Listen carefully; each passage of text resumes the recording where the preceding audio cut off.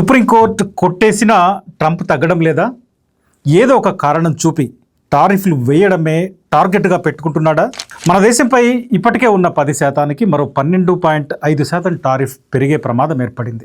కార్మికులతో బలవంతపు చాకరీ చేయిస్తున్న 54 దేశాలపై ఈ పన్ను వేస్తున్నట్టు అమెరికా ట్రేడ్ రిప్రజెంటేటివ్ ప్రతిపాదించింది. ఈ లిస్టులో మన దేశంతో పాటు China, Brazil, Australia, Britain, Israel, Russia, south Korea ఇట్లా చాలా దేశాలు ఉన్నాయి. ట్రంప్ వచ్చిన తర్వాత ఏడాదిన్నర పాటు టారిఫ్లతో ప్రపంచమంతా తంటాలు పడింది. మన దేశంపై ఓ దశలో 50% టారిఫ్ విధించింది అమెరికా.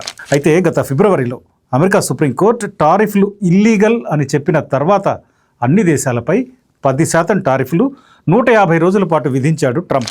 ఇప్పుడు ఆ 10% మాత్రమే అమలవుతోంది. దీనికి మరో 12.5% కలిసే ప్రమాదం ఇప్పుడు ఏర్పడుతోంది. దీనికి అమెరికా ట్రేడ్ యాక్ట్ 1974లోని సెక్షన్ 301ని తెరపైకి తెస్తోంది అమెరికా. 2018లో అమెరికా చైనాపై ఇదే సెక్షన్ని ఉపయోగించింది.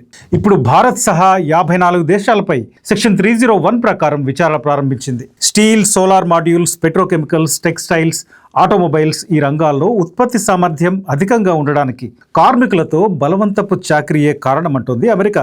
అంటే అమెరికా ఒక దేశంపై అణ్వాయుధాలున్నాయని ఆంక్షలు విధిస్తుంది, మరో దేశంపై పర్యావరణ నిబంధనల పేరుతో రూల్స్ మాట్లాడుతుంది, వాణిజ్య ఒప్పందం చేసుకోలేదని ఇంకో దేశాన్ని కార్నర్ చేస్తుంది. అంటే ప్రపంచ దేశాలను దోచుకోవడం ఇక్కడ కామన్, కారణాలు మాత్రం మారుతున్నాయి.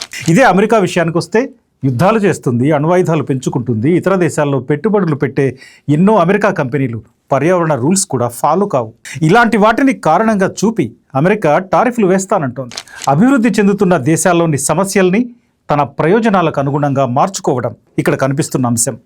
ఇప్పటికే ట్రేడ్ డీల్ పేరుతో దేశీయంగా అనేక రంగాలు మన దేశంలో సంక్షోభంలో పడబోతున్నాయి. ఇప్పుడు అదనపు టారిఫ్ కానీ వస్తే అది మరింత ప్రమాదకరంగా మారుతుంది. మరి ప్రభుత్వం అమెరికా చెప్పిన దానికల్లా తలాడిస్తుందా, లేక 12.5% అదనపు టారిఫ్ పడకుండా చేస్తుందా అనేది చూడాలి.